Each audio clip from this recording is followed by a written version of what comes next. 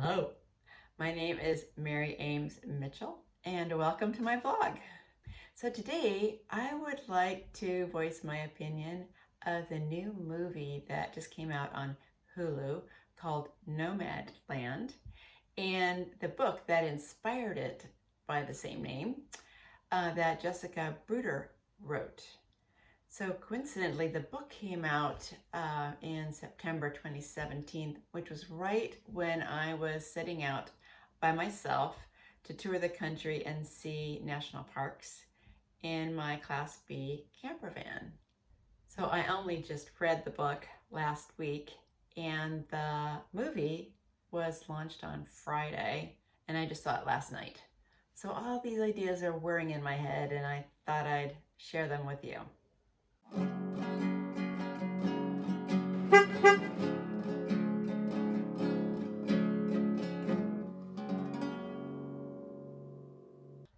In short, the movie's great, and I think you should see it, but I really don't want you to miss the book.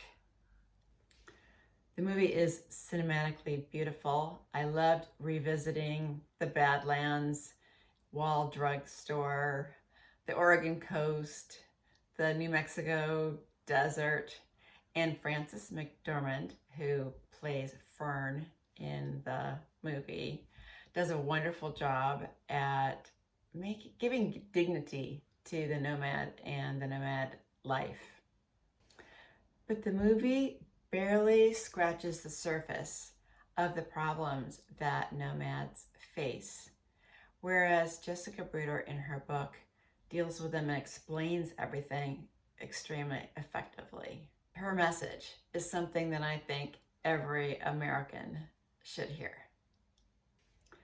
To quote Bob Wells, who features in both the movie and in the book, "The reason the community of people who are living in their vans and cars is growing so quickly is because the minimum wage at $7.25 an hour hasn't changed in a decade, but housing costs have skyrocketed." So the movie deals with some of the part-time jobs that nomads can do, such as working in the Amazon warehouses during the Christmas rush, or for the beet warehouses during harvest season in the fall, or as campground hosts during the summer in the various national parks and other public lands. But the movie doesn't describe the working conditions. And what Jessica Bruder has done so well is she's worked at these places herself. She bought herself a used RV, lived with the nomad community, and tried out some of these jobs. And in many instances, the conditions are no better than you would find them in third world countries. So she talks about how our American culture has become so addicted to gizmos made in other countries and cheap coffee and fast fashion and all these nice things that we buy all the time. But we're not paying these workers on the line anything, and we're paying this upper 1% tons of money, and the whole culture divide is becoming a cultural wall.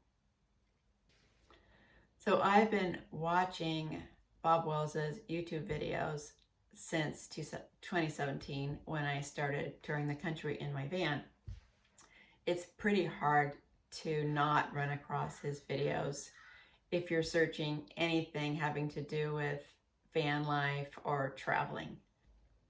He has almost 500,000 subscribers, and sometimes up to 5 million people watch his videos.